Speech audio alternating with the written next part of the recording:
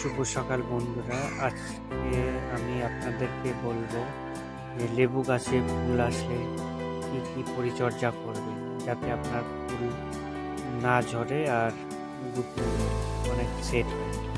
চলুন দেখে নেওয়া যাক। তো বন্ধুরা, যখন লেবু গাছে দেখবেন যে ছোট ছোট ডগার মধ্যে ছোট ছোট কুঁড়ি এসেছে, তখন আপনারা 1 লিটার জলে 1 ml প্লানোফেক্স গুলিয়ে সেটিকে গাছে ভালো করে স্প্রে করে দিবেন, যাতে কোনো রকমের কীটপতঙ্গ ফুলগুলোতে নষ্ট না করতে পারে।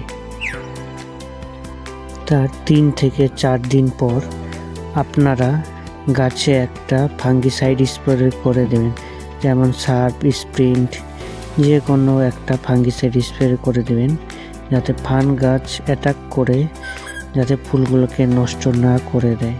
দেখুন